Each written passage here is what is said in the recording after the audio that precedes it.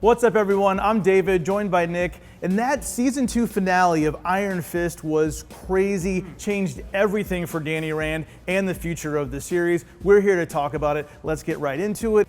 For the record, spoilers ahead. At the end of season 2, Nick, we see Danny and Ward. They've gone off on this adventure in Asia, and we see them months later in the bar in Japan, and we see Ward talking to these gangsters in the criminal underworld there, and then we have Danny off to the side, and we get a pretty cool reveal once Danny stands up.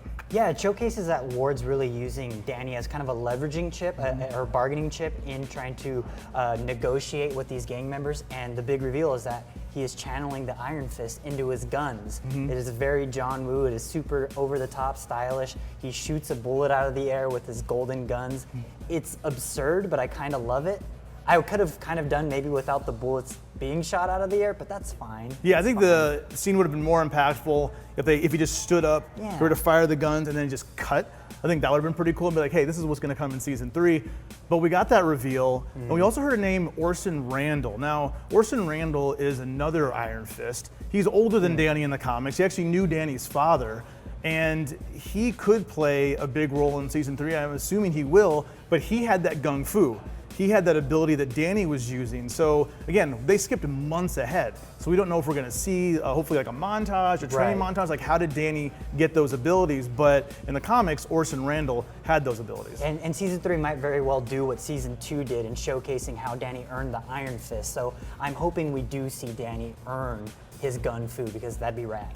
And as cool as that scene was, I thought there was a lot of other good parts about Iron Fist Season 2, which was much better than the first season. Oh, leaps and bounds. One of those was Mary Walker, played by Alice Eve. She's so good. I thought Alice Eve just killed it. She was great. But Mary Walker had a couple personalities that we knew of. It was Mary, the sweet, kind, aspiring artist. Walker, the cold, calculated, ex-military person.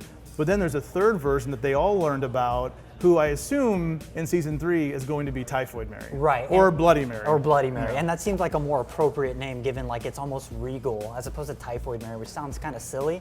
But that being said, Bloody Mary is known in the comics at least for having these psychokinetic mutant abilities, keyword mutant there. Now since— Can't use mutants, that's Fox. You can't use mutants. She's a metahuman, or is she?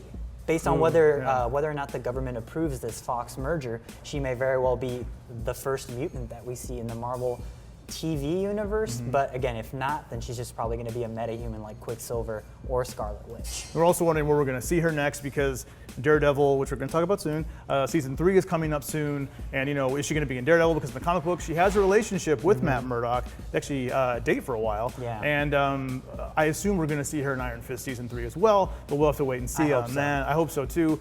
Also, speaking of the ladies, let's keep it going there. Let's talk about Colleen. As much as I like Iron Fist or Danny Rand, I think Colleen really steals the show anytime she's on screen, and seeing her paired up with Misty was so much fun. All their fight scenes were great, and please, Netflix, just give us Daughters of the Dragon at this point. I don't want it lumped into Luke Cage season 3. I want a standalone series.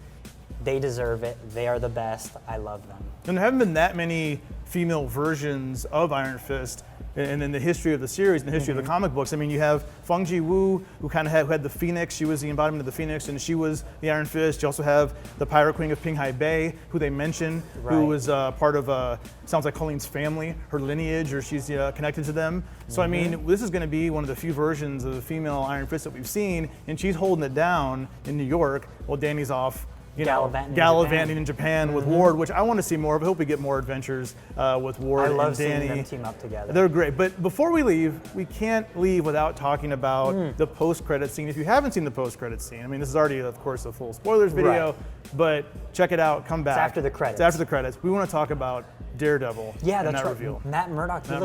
He looks so brooding and so sad. I love it. I like seeing a sad Matt Murdock, but he's kind of giving off some like anti-hero vibes, right?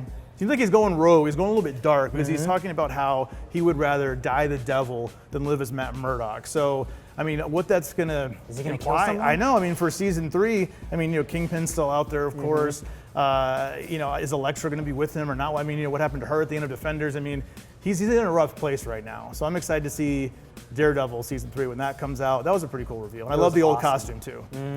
But that's what we thought of Iron Fist season 2, the finale, and how everything changes for Danny Rand and all of the people that are associated with him. But let us know what you think in the comments. And that's not all we have from the world of Netflix. We also have a sneak peek and a look at what's coming to Netflix in September, as well as Henry Cavill has been cast as Geralt of Rivia in the new Netflix Witcher series, which we're all excited about. And as always, be sure to like and subscribe to IGN everywhere you like to watch.